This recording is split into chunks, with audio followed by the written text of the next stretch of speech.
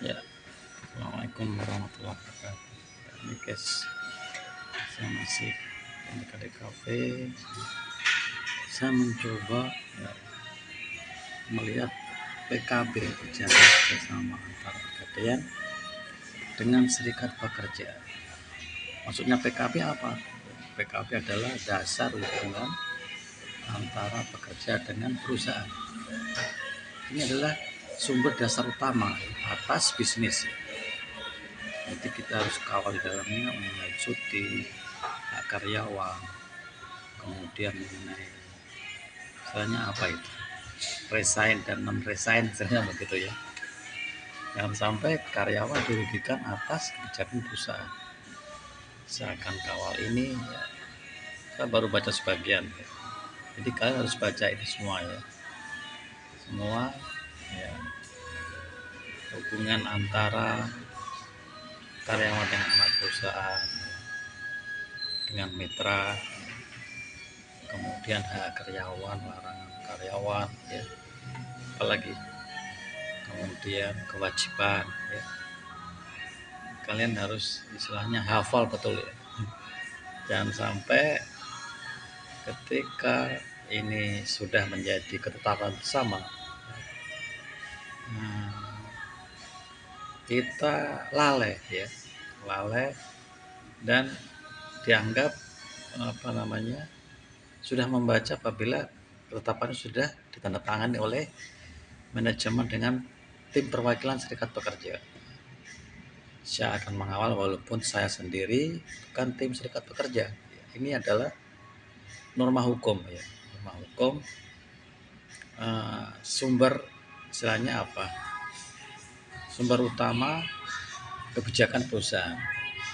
Mungkin perusahaan lupa misalnya membayar uang pakaian, atau diingatkan ya dari tim serikat pekerja dan manajemen diingatkan, Desember ini belum ada uang pakaian misalnya atau belum ada istilahnya apa gaji ke-13 misalnya atau kalau ada lagi ya, harus dikawal ya, dikawal daripada tim serikat pekerjanya dan manajemennya serta isi daripada perjanjian ini ya. Saya akan menjaga apa yang saya baca ya. Ya, saya akan kawal dengan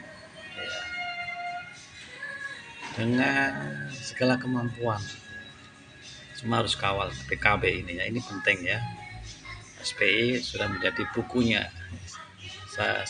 Serikat Satuan Pengawas Intern.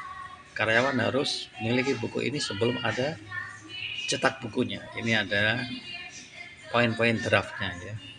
Jadi kalian harus baca semua. Mungkin perlu dicetak di samping di meja kerja ya. Itu sebagai panduan jangan sampai kita salah ya. Saya bukan mewakili siapa, saya cenderung ke apa ya? Saya cenderung ke serikat pekerja, saya cenderung ke karyawan. Pertanyaannya, ketika ada perbedaan manajemen dengan serikat pekerja, kita harus berpihak kemana? Kita harus berpindah ke karyawan, karena mereka adalah aset utama ya. Kalau manajemen tinggal tanda tangan dan paro, kalau karyawan adalah pelaksana di lapangan ya. Mereka yang mengolah tanaman ya. Mereka yang membeli tanaman, membeli bibitnya ya. Kalau saya tinggal di sini sedikit saya mewakili manajemen karena mengolah ya, mengumpulkan ya. Mengumpulkan hasil olahan tanaman. Kalau Kanwil yang mewakili manajemen juga ya, beliau adalah gudangnya ya. Saya mengumpulkan gudangnya kantor pusat apalagi ya. Namun ya, walaupun saya tukang mengumpulkan hasil pekerjaan, tapi saya cenderung ke istilahnya kepentingan karyawan, sampai hak karyawan dan kewajiban terlalaikan ya. Dan harus saling mengingatkan ya. Ini jadi poin per poin harus dibaca secara detail ya, dan paham ya.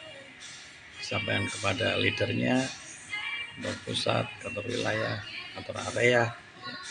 Saya kerja di area, leader di pimpinan cabang, ya. Apa namanya, pengelolanya, kemudian collocation-nya, security mar ikut POJ ya, outsourcing ya, mereka ya angin lalu saja mungkin. Ini untuk internal ya, tapi harus ya sekedar pemahaman biasa saja. Ini untuk internal ya.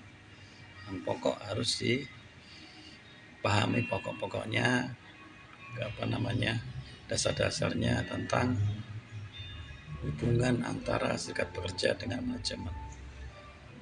Tanda tangannya ada berapa macam ini? Ada apa namanya dari saksi ya. Dan saya juga kontrol atas paraf itu, walaupun saya tidak secara terlibat langsung ya melihat penandatanganan ini ya, apa namanya, cek and recheck secara langsung ya. Ini dari saya, semoga manfaat ya.